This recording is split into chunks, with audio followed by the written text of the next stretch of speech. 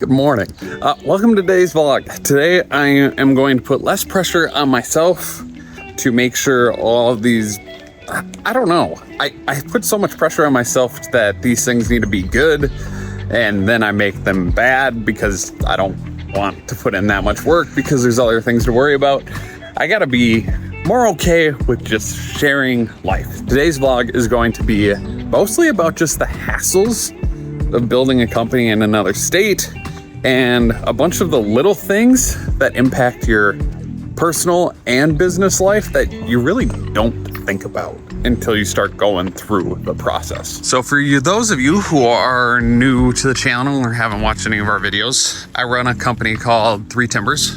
We have a branch in Minnesota, building out a branch in Arizona, and there are more challenges than I had assumed there would be when growing a business in a secondary market without a boatload of cash. The first major problem that we've run into is really living. So here in Scottsdale, it's just been so expensive the last couple of years. So year one wasn't horrible, but we were paying like $6,000 a month in rent to have people here. Last year, it was like Super Bowl and other things here in the valley. So our rent with the guys that were coming down, our rent was just skyrocketed up over like $16,000 a month for us to house people. So this year, it was just like, that's not sustainable. We can't do that again. So we are giving everyone stipends of $1,200 a month to pay for living. Thing is, we're learning that that doesn't go very far. So like me right now, I'm bouncing around from Airbnb to Airbnb to check out some options for guys before they come down December 1st. And this is the first place I chose.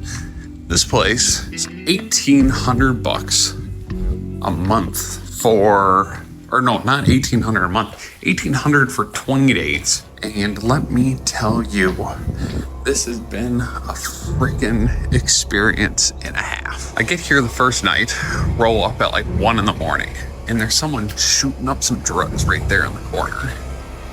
There's a guy drinking straight out of a whiskey bottle down there. And then in the unit right next to me, just a couple screaming at each other. So this is supposed to be a luxury apartment. And I get in here after people are shooting up out there. I don't know if this is luxury. Now, I'm not trying to complain. This isn't bad. I mean, it doesn't look bad. It really isn't bad. As we work our way in, yes, like this was so dirty. I cleaned my walkway just so I could feel comfortable going in and out. Look at this. That's what everything was like. So that's pretty dirty when your feet, you walk around in a little portion and your feet are that black. And then I worked my way into the bedroom and I'm like, okay, not bad. Missing some doors. Things were a little dirty. The floor is, well, breaking apart, but that's all right. And then I came in here and I was like, classic. The sink, it gets clogged. Well, it just is clogged when you start running it. There's just paint stains everywhere. In the toilet, in the shower. It's not even painted right, really. But that's also something little. The annoying thing is, when you sit on this toilet, when I sat on it, it just fell over. Like look at that. And it was a little surprising to me, I must say, when I almost ate it when I sat on the toilet. And so I let them know, and they've actually come 1, 2, 3 times to try to fix it, and they failed every single time. They've left a massive mess every time. I've had to clean the place every time. And then the thing that's most annoying is, I don't know what our little friend, what his name is, but at night, right here in this corner, we have a little homeless friend that makes bird calls. So that does not lead to a great night of sleep. So Ashley is coming down today, and I'm not staying here. Airbnb has not given me a refund because they say technically they can't control anything outside of the units, which, I mean, it is what it is. But I can't let my pregnant wife stay at a place that people are doing drugs outside the door. That just doesn't seem conducive to a pregnant wife that is staying during the week while I work. It's hard to find living, and it's hard to know what you're getting into. And even when you try to save a buck, sometimes it doesn't turn out the way you want it to. So that's the first thing that I did not think would be nearly as much of a problem as it has been. And my job right now is to pack some of this stuff up. I'm gonna leave a little bit here, but I'm not gonna be here for at least a week plus. So we'll be paying for multiple apartments, Ashley and I, this week. Great. Why do I have so many dirty clothes? Well, they said that there was a wash here. And the thing is, they don't have a wash here. They actually have a shared washing machine, but it floods with about 2 inches of water on the ground every time you try using it. So that has become an unsustainable option if I want to clean my clothes. I will give props. The bed is comfy here, so that is a positive. I'm not even trying to make it sound that bad. If I was just here alone and I was only gonna spend time here alone, I'd probably end up being fine with it and just let it be. But with Ashley coming, that's just not gonna work. So we'll leave that. Have anything in here? I don't know. Probably leave this. Leave that computer. Folders. Grab that desktop later. Okay. Pretty good. Pretty good. Let me just be clear. This whole video, I'm not complaining at all. I'm very blessed to be able to be building something in a different state. I'm just trying to explain some of the challenges I have found in normal daily life cycles. So the second thing would be food. Spend a lot of time traveling. So drove down here from Minnesota. Took me 2 days of travel. Was here for about 10 days, and then I went back to Minnesota for a day. Then I went to Grand Cayman for about 10 days. Then I'm back here for like 3 weeks, and then I have to leave again, and I come back, and then I leave again for holidays, then I come back. And something about moving back and forth all the time, it makes it really hard to like commit to getting all the essential food items and filling a kitchen when you're going to be moving shortly thereafter or checking out other places. So I've just been bouncing around getting food anywhere and everywhere. I try to at least be semi-conscious of what I'm eating. My go-to is like Panera has some healthy stuff, Chipotle, and then Chick-fil-A. Kind of getting sick of the same thing over and over, but it's also just saves me time not having to go to a grocery store, not having to think about it, not trying to figure out where I have to go and eat next, or finding time to go home and eat because I'm just not home at all. So yeah, that's the other thing. Like you get to a new place, you're trying to juggle multiple things, figuring out where you're going to eat and how you're going to fit that into your life. Third thing, it's tough to find office space. My place to go, closing permanently. Gosh darn it. I've had a really tough time finding that balance when it comes to an office, especially when trying to balance out costs. More specifically, I mean, I started by going to a coffee shop every day. So I'd start at my favorite coffee shop in the morning where I'd get breakfast. It's called Schmooze. And I would work there until about 1 o'clock. So I didn't take up too much space or be too annoying. And then I'd go home for about an hour. And then I go to my second favorite coffee shop, Sip, and I sit there and work from about 2 p.m. to about 8 p.m.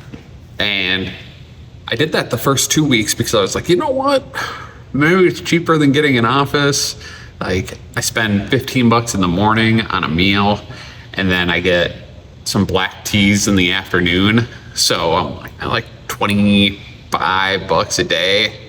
And I'm gonna get food either way, so great. But yeah, then after a little while, I'm like, I just can't do it. I need somewhere that I can set up my monitor. I have a dedicated place that I can stay as late as I want, because I'm a late worker too. I like to work late into the night. I like to be here until 11:30 or 12. It's motivating with all of the lights for me to stay up. Yeah, there's clearly nowhere to sleep, and if I look at my contract here, it says, please don't sleep. We're not a hotel. So not allowed anyways. So yeah, it forces me to work harder, work longer hours, and be more motivated. So finding office has been tough because if you want to actually rent an office, I mean, all the offices in Scottsdale are, when I've been comparing co-working spaces, office office, 2-person is the smallest I can get, $2,400 a month. I'm not doing that. So even a space like this, I mean, I'm right here in the middle of no man's land. Anyone can hear my conversations, and this is still $299 a month. So, I mean, it adds up by all means, and that's another added cost that you have to take in consideration because, well, guess what? Your rent, you're still paying for stuff at your base location. So our headquarters in Minnesota, we still have rent that we pay. We still pay for storage. We still pay for office. We still pay for everything. And now we're just doubling it up here. So we have to be much more considerate, and we have to be much more specialized in what locations we pick and how much money we spend, the limited amount of time like us management executives stay here. So yeah, so far we got living, tough, food, tougher, a third, office, pretty darn difficult. An additional thing that gets pretty tough, you bring all your stuff, and sometimes you open a computer that you need to do engineering modeling. By engineering modeling, I don't know what that actually meant. I just meant an MCAD, and I forgot my mouse. I looked all through my backpack, looked everywhere, no mouse. And it's not like I'm gonna travel 1,600 miles home to go get a mouse. So what am I gonna do? I'm going to grab my wallet, I'm going to go to Best Buy, and I'm going to have to go purchase a mouse. Yeah, that's a bit of a time suck. So that'd probably be the fourth thing. Just everything takes longer than you expect it to because you just don't have everything organized. Like, you're not gonna bring your whole filing cabinet with you, so you have paperwork that you need randomly that pops up. So you have to ask someone back in the office to send it to you. Mail, you have multiple post offices. So you have one here, you have one in Minnesota, you have one, all over. So just figuring out how to get your mail, where to have people send stuff. It's remembering a multitude of addresses, which takes time because you're like, oh, well, I gotta look up where I am right now and where to send things. And just those little things, they just add up. So just realize, like, when you have more locations and more spots all around, I thought it'd be a lot easier to scale. I was under the impression that, we've done it once, so if we do it somewhere else, it's gonna be exponentially easier. It's gonna take way less time. No, that wasn't the case, at least not to this point. It takes just as much time because there's twice as much stuff to do. I mean, maybe if you pick a market right next door, which we should have done, maybe. So like if we move from like Minnesota to Iowa, everything's pretty much the same. There isn't as much learning involved. It's close. We understand the market for the most part. We understand what skills you need to do well at your job. Here, we just doubled up all the work because we had to relearn the market, relearn the type of landscaping that's done here, learn how to do the job right and well. And it's like learning a whole new culture, whole new group of people. It's wild. Everything takes twice as long now. So that's number 4, living. How do you manage your time when you have twice as much to do?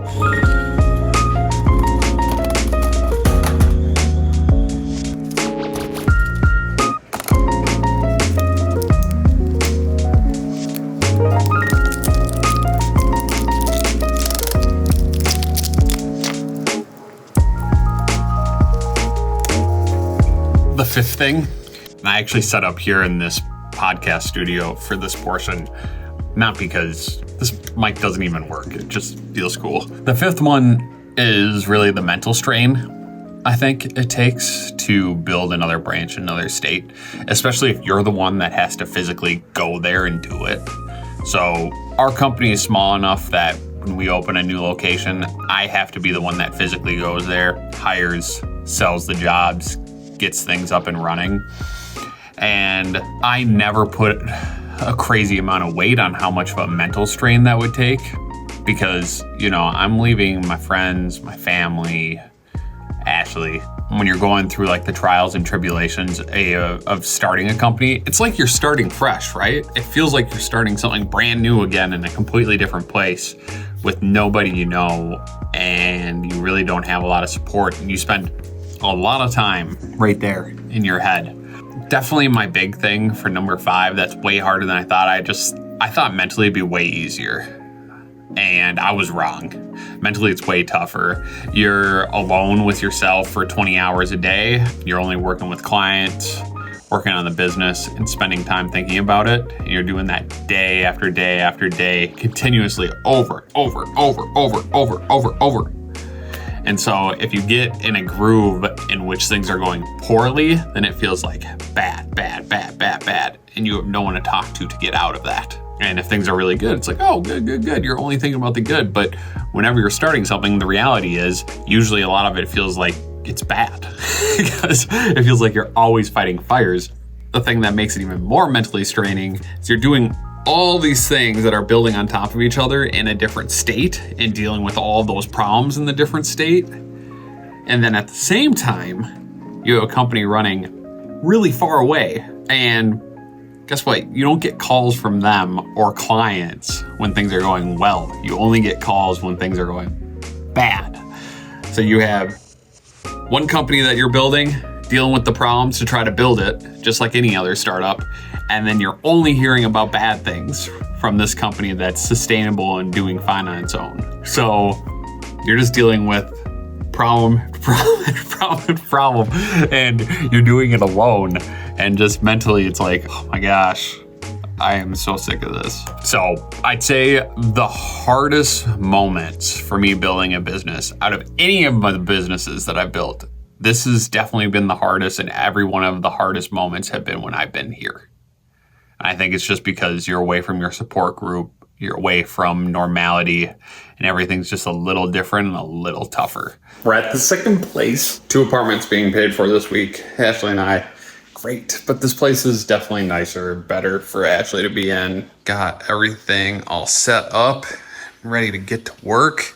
It's gonna be my workstation probably for the week. So that means I'm gonna try to work here as much as possible just to be around her as much as possible this week, also getting the stuff done that we need to get done. So yeah, I think that pretty much sums it up. I'm gonna do more videos like this where just try to teach or share the pains that we're going through, or do ones about like lessons that we're learning, stuff like that while going through this business thing, and not trying to put so much pressure on like things have to be perfect. So yeah, thanks for watching. I'm just gonna video all of the landscaping quotes I go to. I need to video them anyways for our guys, so I'm just gonna put a montage together so you can see what I see and kind of point out the things that I look for when quoting.